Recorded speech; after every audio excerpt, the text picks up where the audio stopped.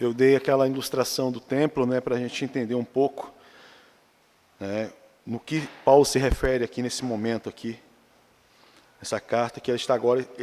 A igreja de Efésios, né, é uma igreja gentílica, uma igreja que não estava em Jerusalém, e era uma igreja gentílica. A maior formação da igreja era de gentios, e ele está encorajando os nossos irmãos em Éfeso naquela época. Lembrando, né, quando ele escreveu a carta, ele estava preso em Roma. Ele havia sido pastor, né, ele plantou a igreja e ele esteve em Éfeso por mais ou menos 3 anos. 3 anos ali pastoreando. E na saída dele de Éfeso, ele vai a Corinto, depois quando chega em Jerusalém, é quando ele é preso. Passa 2 anos, vai para Roma ainda preso, continua preso, e lá ele escreve essa carta de encorajamento. Por quê? Imagina só, a igreja numa cidade ao qual a idolatria e o culto, né, à deusa Diana era muito grande. A perseguição para com essa igreja, por quê? O cristianismo praticamente quebrou a finança daquela região, porque tudo estava voltado, né, ao culto a Diana, ao templo da Diana. Quebrou. Os feiticeiros queimavam seus livros em praça pública. E essa igreja, que vivia aquilo tudo, essa perseguição externa, aí via um dos líderes, ou aquele que havia plantado a igreja, preso, lá em Roma. Imagina só o desespero. Então, Paulo, ele escreve essa carta, como nós estamos vendo desde o começo, falando: ei, sabe, vocês são crentes? Porque antes da criação do mundo, Deus os chamou. Foi o que nós lemos aqui no capítulo 1, versículo 3. E vocês fazem parte da família de Deus através da redenção do Senhor Jesus. Né? É o decorrer aqui do capítulo 1. E vocês têm uma garantia da salvação, que é o selo do Espírito Santo. Sabe, ele o selou quando vocês ouviram a palavra da verdade, o evangelho da salvação. Então Paulo está encorajando, né, aos irmãos. Ele, no último culto, nós vimos, né, ele falando a respeito da salvação é totalmente divina, é totalmente da parte de Deus, né, onde ele expressa aqui, né, portanto, no versículo 2, versículo 8, diz assim: portanto, pela graça sois salvos. Vocês não são salvos, não foram salvos por méritos humanos nenhum, mas foi pela graça de Deus. Mas como funcionou isso? Né?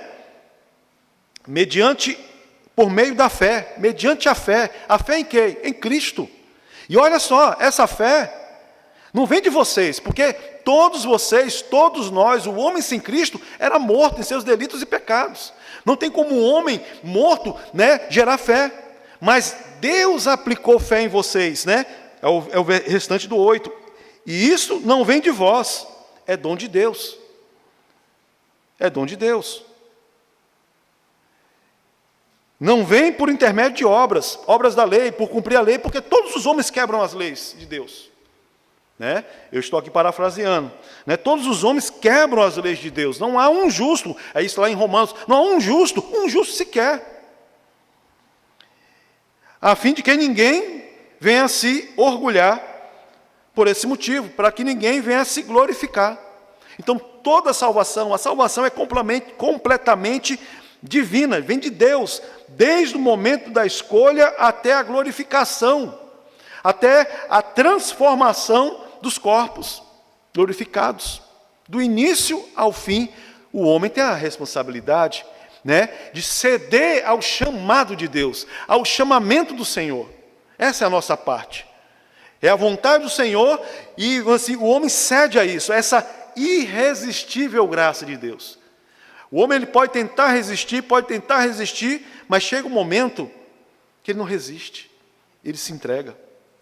Ele vai. E louvado seja o nome do nosso Senhor e Salvador Jesus Cristo. Amém, irmãos?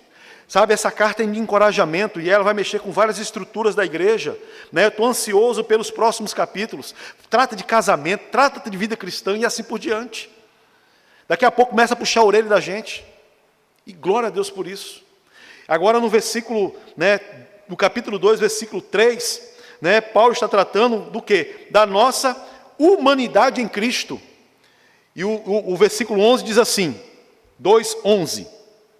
Portanto, lembrai-vos, olha só, lembrai-vos que anteriormente erais gentios por natureza, chamados incircuncisão pelos que se chamam circuncisão, feita no corpo por mãos humanas. Estáveis naquela época sem Cristo, separados da comunidade de Israel, escravos, estranhos às alianças da promessa, sem esperança e sem Deus no mundo. Vamos orar ao Senhor. Pai, em nome do Senhor Jesus Cristo, pedimos a Ti, humildemente, que o Espírito Santo ilumine a nossa mente, o nosso coração, Pai, a revelação da palavra do Senhor. Meu Deus, que o Senhor use a minha vida como uma ferramenta nas Tuas mãos, simples, porém de bom uso, importando que eu venha diminuir e que o Senhor venha crescer, Pai. Que o Senhor, meu Deus, por misericórdia, nos dê fáceis exemplos de compreensão da Tua palavra. Essa é a nossa oração, em nome do Teu Filho Jesus Cristo. Amém. E amém, Jesus. Pode sentar, irmãos.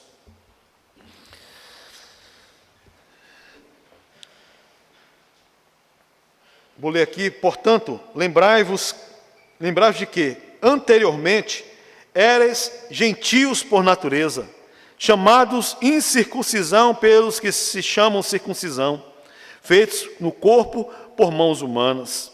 Estáveis naquela época sem Cristo, separados da comunhão de Israel, estranhos às alianças da promessa, sem esperança e sem Deus no mundo.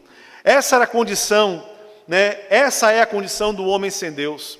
Essa é a condição do homem, né, vivendo, né, por vontade própria, não pela vontade de Deus.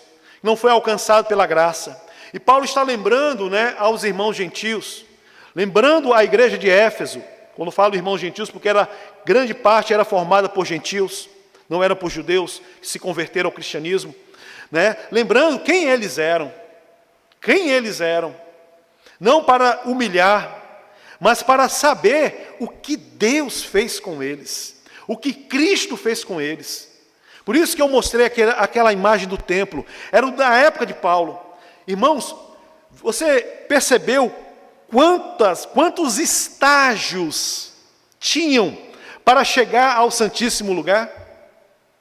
Quantas barreiras, não somente para os gentios, porque tinha um pátio dos gentios ali, e eles não poderiam passar daquilo, mas adentrando mais adentro ao templo, tinha um pátio das mulheres. Somente as mulheres poderiam estar ali, elas não poderiam passar, homens e mulheres ali, mas as mulheres não poderiam passar, adentrar um pouco mais. Aonde se fazia, né, o sacrifício, o holocausto, assim por diante. Ali somente homens. E aí a gente está falando de tanto homens e mulheres judeus. E no santo lugar, que saindo do lugar do sacrifício, era o santo lugar, era o prédio em si, né, onde somente sacerdotes poderiam entrar. E havia, além do santo lugar, o santíssimo lugar, o santo dos santos, aonde estava a arca da aliança, aonde representava a presença do Deus vivo, o verdadeiro Deus, que se manifestava ali. E somente uma vez por ano, era escolhido um dos sacerdotes, o sumo sacerdote, para entrar naquele lugar, para que os pecados, né, de toda a nação de Israel fosse, né, perdoado. E se esse homem estivesse em pecado, inclusive era amarrado nele uma corda, olha só, era amarrado nele uma corda, e também ele carregava sinos, porque quando ele entrava, né, dentro daquela cortina, no Santíssimo Lugar, enquanto ele andava, os sinos mostravam que ele estava vivo.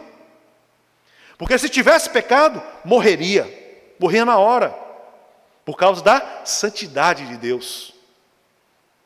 E a corda era para quê, pastor? Porque se esse homem morresse, ninguém ia entrar lá. Tinha que o quê? Puxar pela corda o corpo dele. Olha só os estágios para alcançar a Deus, para chegar e ter intimidade com Deus. Olha as barreiras que existiam. E principalmente para os gentios.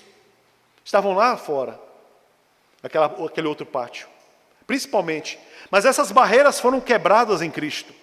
E Paulo está falando para a igreja de Éfeso, Paulo está falando para a nossa igreja, né, escrita na palavra do Senhor, né, que essas barreiras foram quebradas. Nós temos esse livre acesso ao Senhor. Nós não precisamos de homens para nos representar diante de Deus. Não precisamos. Nós mesmos vamos ao Senhor. Nós mesmos vamos diante de Deus e pedimos perdão pelos nossos pecados. Nós mesmos agradecemos e oramos a esse Deus, Criador dos céus e da terra. Amém, irmãos? Então houve essa reconciliação. Esse trecho da carta mostra o quê? Uma reconciliação da humanidade para com Deus. E dos judeus para com os gentios, dos gentios para com os judeus. Porque as barreiras foram quebradas, socialmente e espiritualmente. Amém? Versículo 11 diz assim: portanto, lembrai-vos de que outrora, antes, vós, gentios na carne, chamados incircuncisão por aqueles que se intitulam circuncisos em carne por mãos humanas. Naquele tempo, estáveis sem Cristo, separados da comunidade de Israel, estando estranhos às alianças da promessa, não tendo esperança e sem Deus no mundo. Essa era a condição nossa, essa era a condição desses irmãos em Cristo, lá em Efésios. E Paulo está lembrando, antes, outrora, vocês eram gentios, vocês eram os incircuncisos. Isso, né, diante daqueles que eram circuncisos, mas essa circuncisão era na carne, era humana.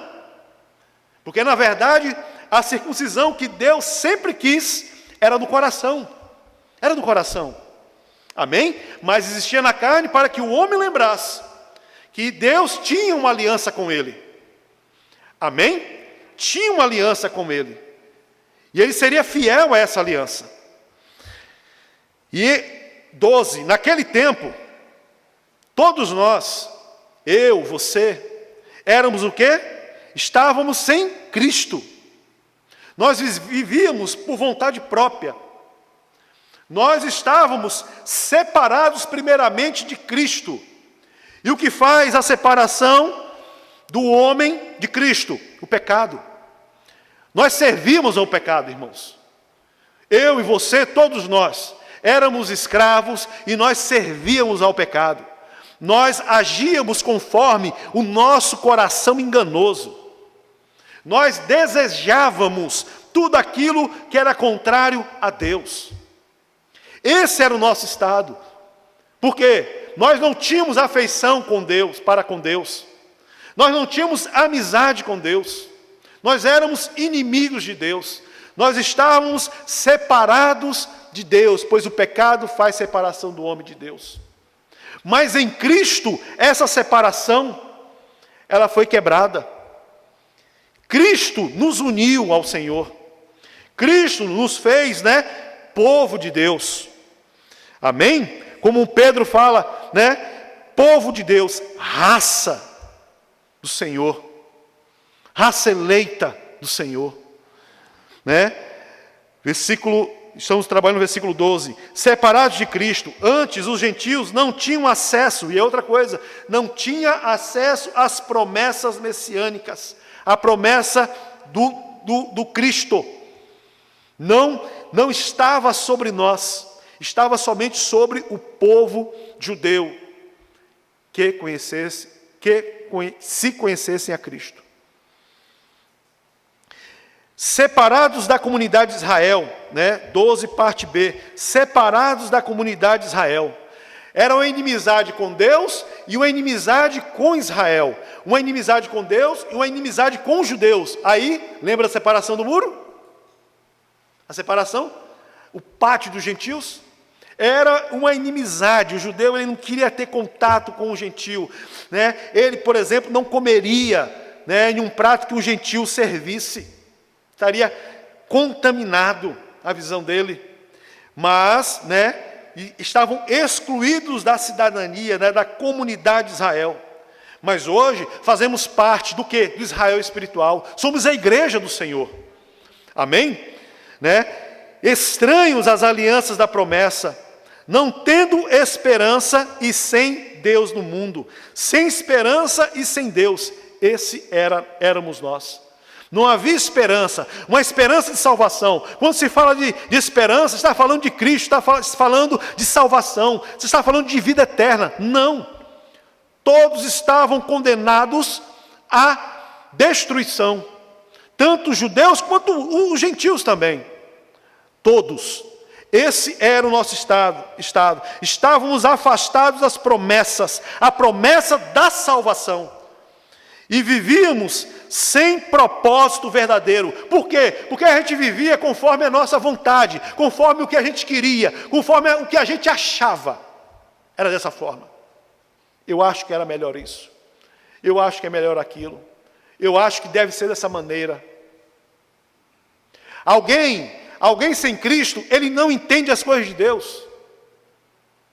Alguém que não foi alcançado pela graça, ele não entende que nós devemos estar prestando culto de agradecimento todos os dias ao Senhor.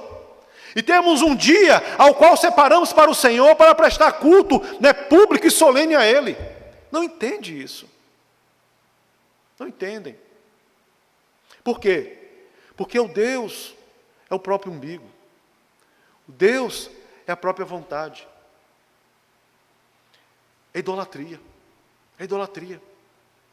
Muitas vezes não é idolatria, né, a uma imagem, mas é o quê? A própria pessoa. A satisfação própria. Os desejos próprios. Lembrem?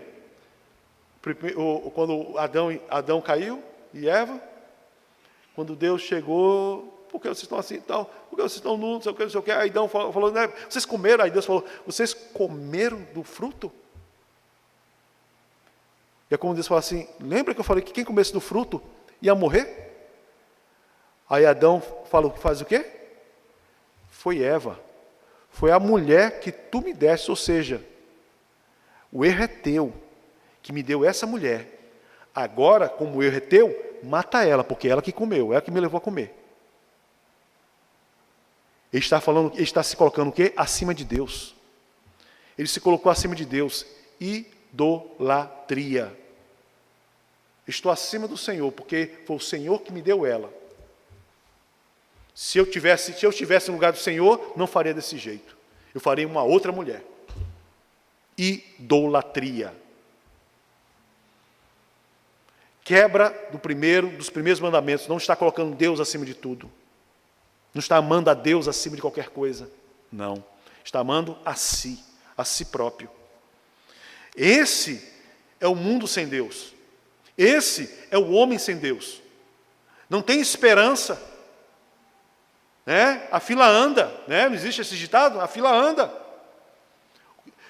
O que importa é viver. Né? Tem uma música... É preciso saber, né? Não tem aquela saber viver. O que importa é viver agora. Vamos curtir a vida. Eu estou muito novo para chegar e me converter, ser um crente.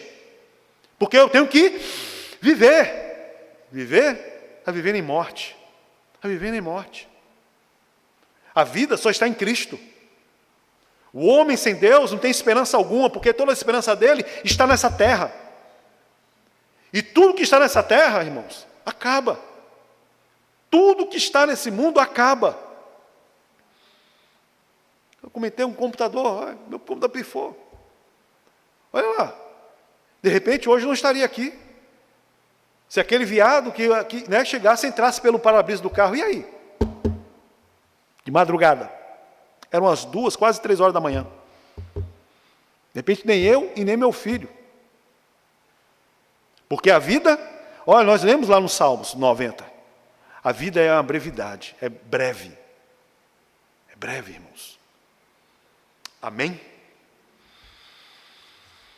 E a nossa vida tem que estar firmada no Senhor. Essas palavras servem de alerta para que nunca nos esqueçamos do que éramos sem Cristo. Quem nós éramos sem Cristo? Quem era você sem Cristo? Quais eram as suas direções? Quais eram os seus pensamentos? Quais eram as tuas atitudes? Quem éramos sem Cristo? Precisamos lembrar constantemente que a nossa inclusão na família de Deus, pois antes nós éramos o quê? Filhos da ira. Nós lemos isso no versículo 2, no capítulo 2, logo no início. Antes nós éramos filhos da ira, estávamos sobre a ira de Deus, mas hoje nós somos povo de Deus, família de Deus. Mas isso graças ao quê? Graças à graça de Deus. Amém? E não pelos nossos méritos, e não pelos nossos esforços. Tudo é pela graça mediante a fé. Amém, irmãos? A nossa condição em Cristo, 13. Mas agora, aí Paulo lembra, né? Lembra a igreja, lembra os irmãos em Éfeso, qual é a nossa condição agora. E agora? Nós éramos assim, e agora? Como nós somos em Cristo? Mas agora, em Cristo Jesus, vós, que antes estáveis longe, fostes aproximados pelo sangue de Cristo. Porque Ele é a nossa paz, o qual de ambos fez um, e tendo derribado a parede da separação que estava no meio, a inimizade, lembra do templo? Lembra da parede? Aquele muro que separava os gentios dos judeus do templo? Aqui, ó, Paulo está relatando, né? Por quê? Porque era algo que eles entendiam, eles sabiam, eles conheciam. Era no tempo de Paulo, né? Aquele templo lá, o templo de Herodes. Né? Porque Ele é a nossa paz, o qual de ambos fez um, e tendo derribado a parede da separação que estava no meio, a inimizade, aboliu na sua carne a lei dos mandamentos na forma de ordenança. E aqui a lei dos mandamentos na forma de ordenança são as cerimoniais. Lembrai-vos, circuncisão, dieta e dias, ok? Que devem ser guardados, né? Para que dos dois criasses, e em si mesmo, um novo homem, fazendo paz e reconciliasse ambos em um só corpo com Deus, por intermédio da cruz, destruindo toda ela a inimizade, e vindo evangelizou paz a vós outros que estáveis longe, e paz também aos que estavam perto. Aí está falando da comunhão entre judeus e gentios. Os que estavam longe eram os gentios, os que estavam perto eram os judeus. Então trouxe amizade, né? Trouxe paz, porque por ele ambos temos acesso ao Pai em um espírito. Olha, não existe mais barreiras para Deus, não existe mais muros que separam a igreja, o povo de Deus, tanto judeus quanto gentios. O acesso é livre ao santo lugar, ao santíssimo lugar. Não existem mais essas barreiras. Cristo quebrou essas barreiras. A cruz nos levou a esse acesso. Não existe um povo melhor, um povo escolhido. Hoje existe somente um povo, que é o povo de Deus, que é a igreja de Deus, que está espalhada no mundo inteiro. Amém, irmãos? Um povo só. Não é o povo de Israel, não, é um povo só. É a igreja. Ela é constituída de todas as nações. Todas as nações. Hoje, nós temos aqui brasileiros. Nós temos também japoneses nesse lugar. Nós temos crianças também que nasceram aqui no Japão. É uma mistura só, irmãos. É uma mistura. Filhos de japoneses, filhos de portugueses como eu, ou outros também de outras descendências. Todos fazem parte da família de Deus. Graças a quem? A Cristo.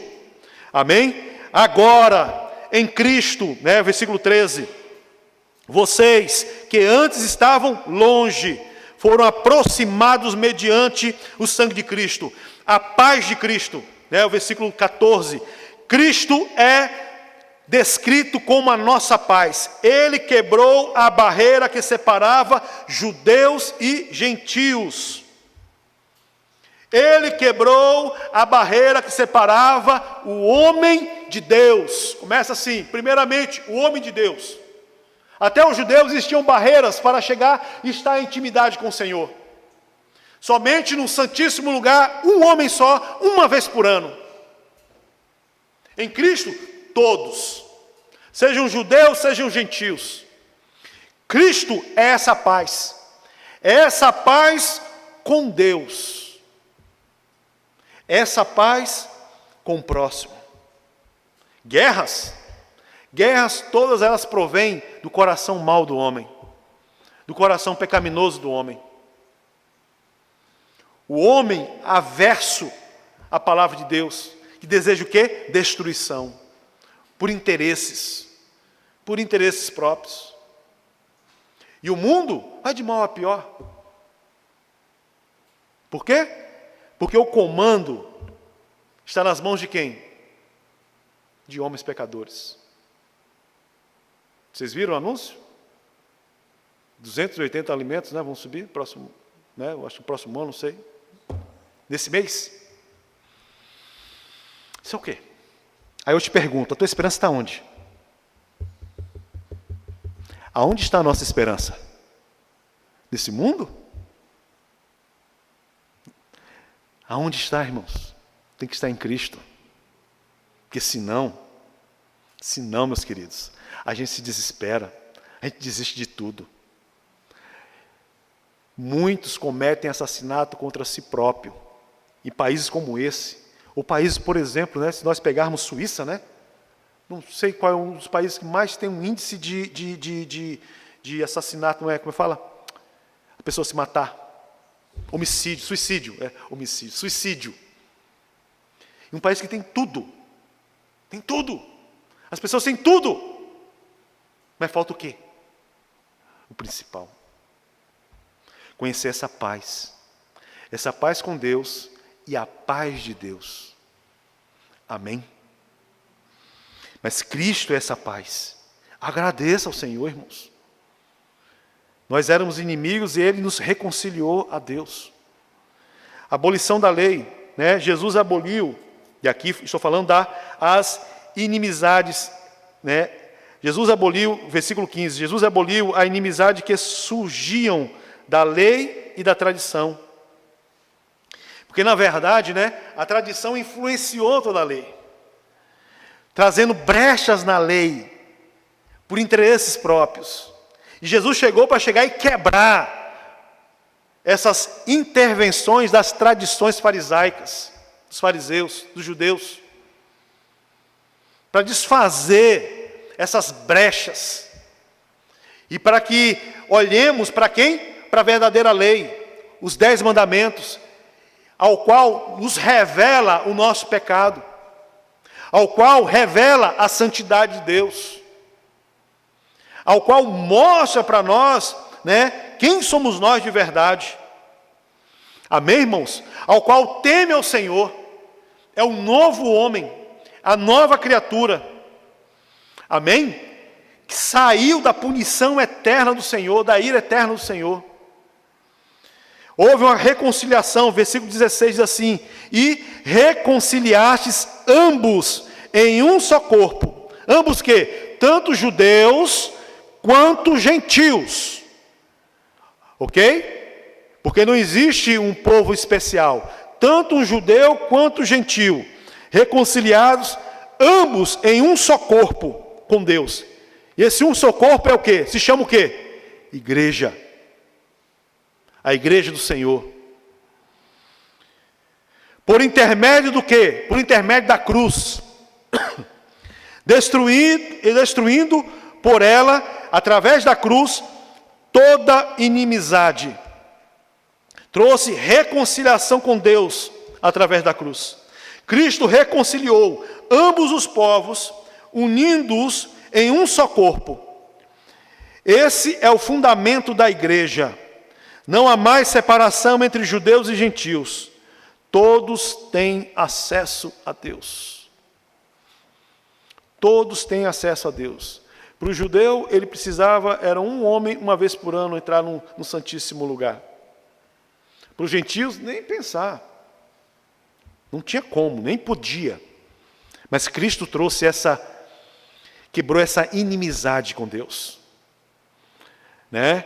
Existia aquela barreira lá no templo para os gentios, o pátio dos gentios. Se o gentio passasse ali, era fulminado, ele morria. Por quê? Não tinha, ele não fazia parte. Mas Cristo os fez parte. Cristo fez com que nós voltássemos ao Senhor. Não nos posicionássemos mais como inimigos de Deus, para a glória de Deus. Temos livre acesso, irmãos. Livre acesso. Você não precisa de alguém orar por você, para chegar e ter acesso ao Senhor. Oramos sim. Pastor, ora por mim, né? Nós vamos orar juntos. Mas a minha oração não é melhor do que a sua, irmão. Pastor, mas eu estou meio fraco, tal. Opa, estamos juntos nisso aí, vamos orar junto. Vamos nós dois nisso aí. Ou vamos com a igreja junto. Vamos entrar nesse mundo espiritual e batalhar, né, por você, por sua família. Amém. Mas isso não quer dizer que a minha oração, né, por ser o pastor da igreja, seja melhor. Seja, né, é porque o senhor está aí no púlpito, né? E está mais próximo, está mais alto que a gente, mas mais próximo de Deus. Já ouvi isso? É porque está mais próximo de Deus. Não é isso não. Não existe separação. Mas isso não faz também de um crente, ele ser o quê? Orgulhoso. Na hora que está precisando de ajuda, ora, quebra, sabe? Dobre seu joelho, peça ajuda também aos irmãos. Orai uns pelos outros. Em nome do Senhor Jesus Cristo.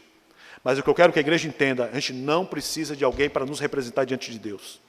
Você não precisa de um padre, você não precisa de um pastor, você não precisa de um apóstolo, não existe mais apóstolos, você não precisa mais de um sacerdote, você não precisa de um guru, não. É você e Deus. Você e o Senhor. As barreiras foram quebradas. Se humilhe diante dele.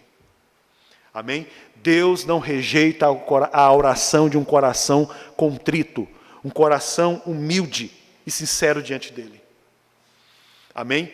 A cruz de Cristo nos reconciliou. Reconciliou a todos, a toda a igreja. Esse é o fundamento da igreja, né? Não há mais separação entre judeus e gentios. Todos têm acesso a Deus. Versículo 19. A gente vai caminhar até o 22, para o fim. Assim, já não sois estrangeiros e peregrinos, mas concidadãos dos santos, e sois da família de Deus. Você não é mais um peregrino, você não é mais, né, um estrangeiro. Quando se trata disso aqui, é alguém que não faz parte desse povo. Sim, no mundo nós somos peregrinos. Nós estamos aqui de passagem. Mas, diante da família de Deus, diante do povo de Deus, você e eu, nós não somos mais peregrinos. Nós não somos mais, né, estrangeiros. Nós não somos mais diferentes. Somos todos um só. Somos co-cidadãos dos santos. Né? Também somos cidadãos. Né? Quando se coloca esse, né, com, né, tem concunhado, consogro, consogra. Por exemplo, tem a Bianca e o Eric. Aí tem a mãe do Eric e a minha esposa Marcela. Elas são o quê? Consogras. Né? Concunhado. Né? Dois cunhados. Né? Ele é meu cunhado. Então, na mesma, meu cunhado. Cônjuge. O que mais? Né? Concidadão. Todos nós somos cidadãos dessa nova nação. Que nação? Povo de Deus. Nação celeste. Não fazemos parte mais disso aqui. Não somos mais, né? Estamos aqui, mas nós não fazemos parte. Nós não somos mais cidadãos desse mundo. Você não é mais cidadão do mundo. Você é cidadão dos céus, para a glória de Deus. Né? Depois de descrever aqui, ó, assim, já não sois estrangeiros e peregrinos, mas concidadãos dos santos, e sois da família de Deus. Né? Primeiramente, cidadãos do reino de Deus. Agora, os crentes são concidadãos dos santos. Todos que estão em Cristo têm a mesma posição diante de Deus. Todos nós temos a mesma posição, co-cidadãos do reino de Deus. Somos membros, né? E aqui fala, né, a parte C, do versículo 19, depois de co-cidadãos, e sois da família de Deus. Somos membros da família de Deus. Além de cidadãos, olha só a intimidade, além de cidadãos, nós fazemos parte da mesma família. Por isso que nós chamamos uns aos outros de irmãos. Irmãos. E toma cuidado com quem você chama de irmão. Porque alguém não professa a mesma fé, não é irmão. Alguém que vive na heresia, não professando a fé, não é irmão. Tem um aí que estava chamando Deus de mãe. Minha esposa mostrou hoje. Ed, né? Começa com Ed e Vim, e assim vai. Ed, Reta. Deus mãe. É um discurso, irmãos, que as pessoas se encantam. É um discurso, não, porque é Deus mãe. Aonde está isso, meu Deus do céu? Estarmos aos braços do Senhor e sermos amamentados por Ele. Aonde está isso? Deus mãe. A mãe dos céus.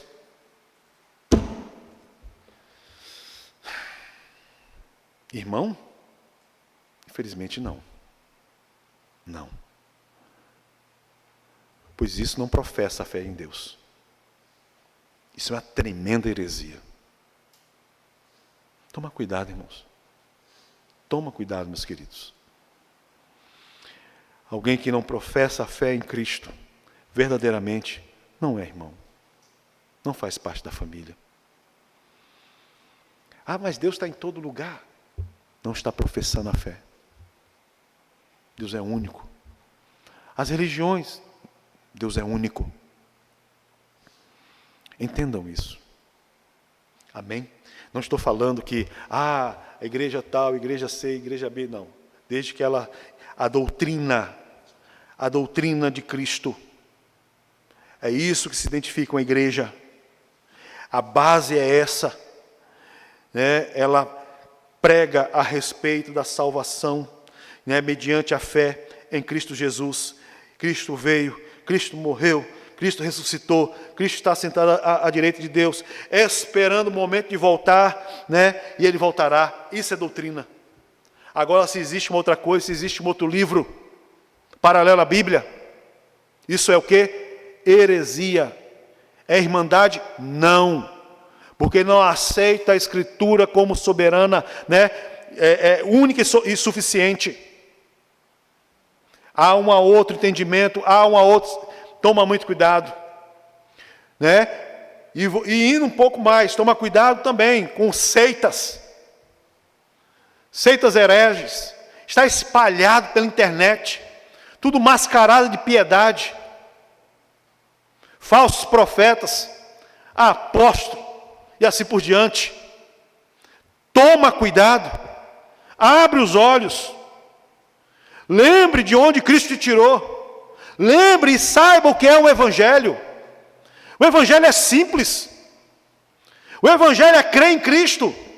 O Evangelho é ter a esperança da salvação. É isso.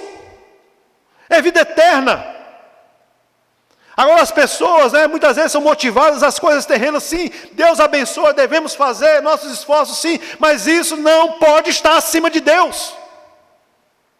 Não pode. E o fascínio por poderes, não. E poderes de todos os tipos. Isso não é o Evangelho. Isso não é crer em Cristo. A gente tem que ter uma fé madura, uma fé enraizada. Enraizada no que? Na palavra. Tem que chegar e dar primícia para um fulano. Aonde? Porque era sacerdote. Sacerdote, então, tudo bem, beleza. Esse fulano, ele é judeu? Esse que se diz apóstolo, é judeu? Não. Aí de repente, não, mas ele tem descendência. Me prova se ele é levita. Não tem como provar. Cai fora. De repente alguém que vai assistir isso aqui. Cai fora. Você está sendo enganado. Os cultos são para chegar e trazer, sabe, coisa boa ao seu coração enganoso. Seu coração que é mau e perverso. Não se combate pecado. Não se mostra a obra da salvação. Mas é um evangelho de porta aberta. Um evangelho que não é uma porta estreita, mas é um portão. Onde todo mundo passa. E tanto entra quanto sai. Esse é o grande problema. Essa é a grande questão. A gente tem que estar sempre de olhos abertos, irmãos. E lembrai-vos de uma coisa, o que o Senhor falou. Quando Ele estiver para voltar, a volta dele, o maior ponto, o ponto principal é a apostasia. E a apostasia é deixar a fé. Não é o mundo, mas é o crente, aquele que está dentro da igreja, deixar a fé. Irem para caminhos ao qual somente, sabe, é Ele. Eu tenho que me sentir bem. Igreja não é spa. Igreja não é cinema. Igreja não é teatro. Igreja não é um salão de festa. Igreja, sabe, irmãos, culto não é um lugar para a pessoa se sentir agradável e bem. Culto é para que a pessoa se sinta confrontada, porque nós prestamos culto a quem é a Deus, que Ele é santo, e nós somos pecadores. É um lugar para eu e você, nós estarmos numa situação de humilhação diante de Deus. Sim, humilhação. Porque quem é o homem para falar alguma coisa? Quem é o homem para exigir alguma coisa de Deus? Humilhação, porque dantes estavas mortos em seus delitos e pecados. Quem é o homem para achar, que ele foi capaz de chegar a Deus? Por estar morto, por ser espiritualmente um cadáver. Quem é para... Eu não estou me sentindo bem. Essa é a verdade. Essa é a verdade. Se quer se sentir bem, se alguém quer se sentir bem, vai para um spa que vai se sentir muito e muito bem. Agradável. Quer dar risada, né? Tem curso que parece picadeiro de circo, né? Só dando risada, o povo dando risada. Vai para um circo. Mas assistir um filme de comédia, pelo menos esse é o propósito. Fazer as pessoas rirem. Mas culto a Deus? Deus exige reverência. Deus exige temor. Deus exige a nossa posição diante dEle. E não é porque as barreiras foram quebradas, irmãos.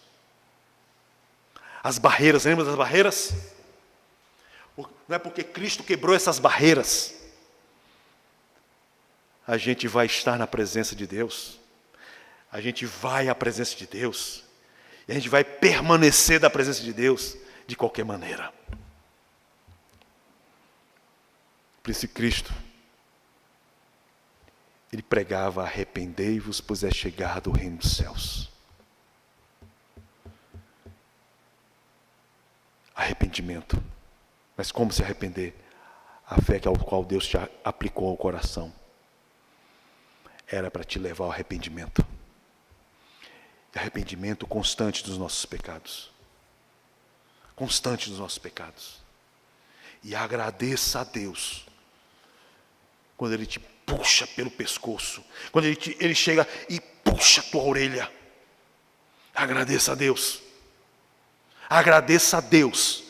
Se de repente você sai com raiva de mim. Deveria sair com raiva. Com ódio. Pastor, mas sair com ódio você está quebrando o mandamento. Não, mas muitas vezes quebramos sim. É uma verdade. Por quê? É a nossa natureza pecaminosa que não quer aceitar. E não aceita. E não aceita. Mas tem um ditado, né, popular que diz o quê? Ema, ema, ema. Cada um com seus problemas.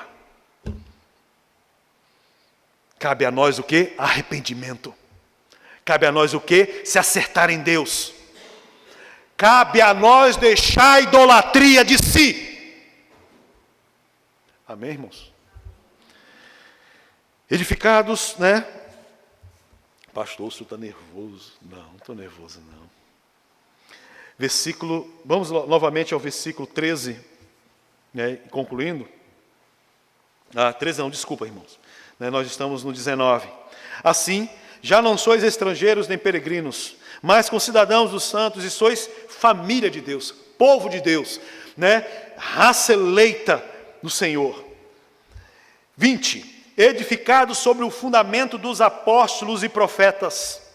Né? Edificados sobre o fundamento dos apóstolos e profetas. O que é? Quais são os fundamentos dos apóstolos?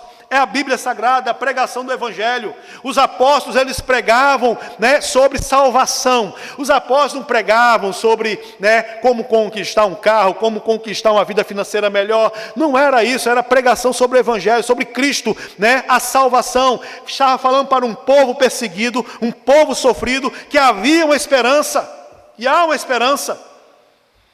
Né, edificados, né, sobre o fundamento dos apóstolos, que é o Evangelho, são as cartas, né, e também os profetas, né, que é com relação ao Antigo Testamento. A igreja, ela tem que ser edificada nisso. A igreja não precisa de um outro livro, é somente a palavra de Deus, é somente a Escritura, e é ela que dirige, é ela que determina o caminho dos crentes e da igreja.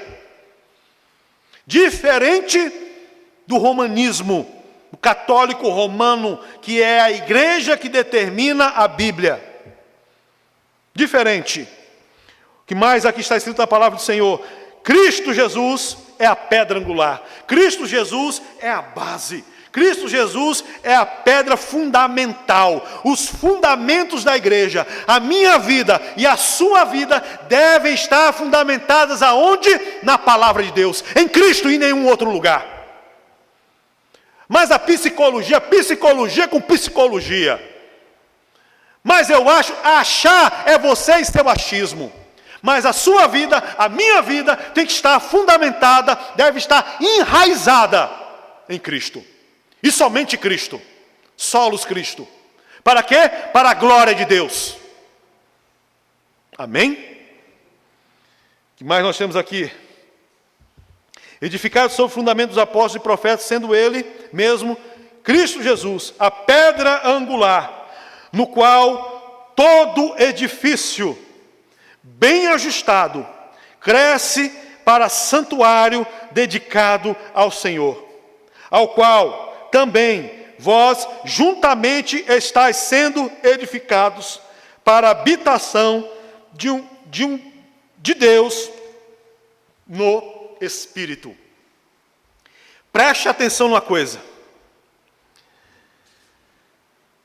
Vós também, no qual também vós, edificados, né?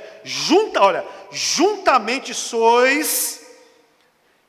estáis sendo edificados para a habitação de Deus no Espírito. A igreja,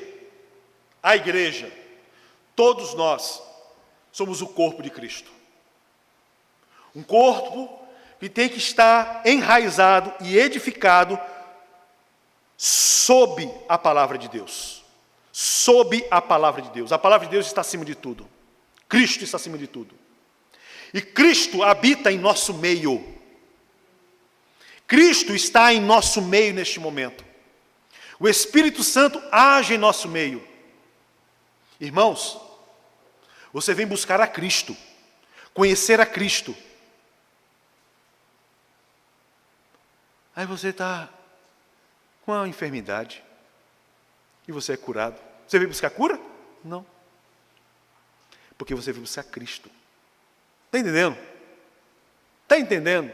Quando o Senhor ele falou, buscai o reino de Deus e a sua justiça, e todas essas coisas que você precisa, está necessitando, serão acrescentadas. Não é moeda de troca. Você não vem para buscar alguma coisa. Ninguém vem buscar e não deve vir buscar alguma coisa. Ninguém deve vir buscar bênção. Ninguém deve vir buscar, coisas. Sejam elas, eu ia falar espirituais, mas ninguém deve buscar alguma coisa. A única coisa que deve se buscar num culto é Cristo. Se edificar em Cristo. Agora o demais é vontade de Deus. E Deus sabe o que é melhor para mim e para você. Deus conhece o nosso coração. E a nossa alegria tem que estar nele. Porque se estiver, a nossa alegria estiver em algo que Ele possivelmente possa nos dar. Irmãos, e essas coisas são daqui da terra. Usa as palavras do apóstolo Paulo, eu sou e nós somos os mais miseráveis deste mundo. Porque tudo que nós estamos crendo é em vão. A nossa ressurreição é em vão. Paulo descreve a igreja como edifício onde Cristo é a pedra angular, é o que nós lemos aqui. Os crentes são como pedras que, unidas, formam um templo para a habitação do Deus pelo Espírito. O templo que nós vimos ali, aquelas imagens, foram criadas por homens, mas possivelmente era o templo. Aquele templo existe hoje? Não. Ele foi destruído no ano 70. E até hoje. A não ser as aberrações, Templo de Salomão lá no Brasil lá. É uma aberração. A não ser esse tipo de coisa. Mas aquele templo tem? Não. Por quê? Porque, olha, nós crentes somos pedras unidas uns aos outros, formando o quê? Esse templo espiritualmente, ao qual aquele Deus, no santíssimo lugar, está habitando. Está habitando. Irmãos, não somente Deus nos uniu ao Senhor, mas juntos formamos a habitação do Senhor. Juntos somos esse templo edificado, não por mãos humanas, mas pelo Espírito Santo. Amém? Vamos colocar de pé, irmãos, em nome do Senhor Jesus. A cruz de Cristo nos reconciliou com Deus e com os outros, com os judeus. Ele nos chama para viver como um povo unido, união, derrubando divisões e barreiras, que não possamos valorizar a nossa posição em Cristo, que venhamos valorizar a nossa posição em Cristo, amar a igreja, sermos instrumentos de paz e reconciliação, que a unidade e o amor de Cristo brilhe através das nossas vidas, e que o mundo veja o poder transformador do Evangelho. Como? Através de nós, através da sua igreja, através da sua noiva. A noiva, eu amo essa ilustração. A noiva que está esperando o noivo. A noiva que está com aquele vestido, branco, que busca manter esse vestido branco, só esperando o noivo, o grande dia do Senhor. Louvado seja o nome do nosso Senhor Salvador Jesus Cristo. Amém, meus irmãos? Louvado seja o nome do Senhor. Curve sua cabeça neste momento.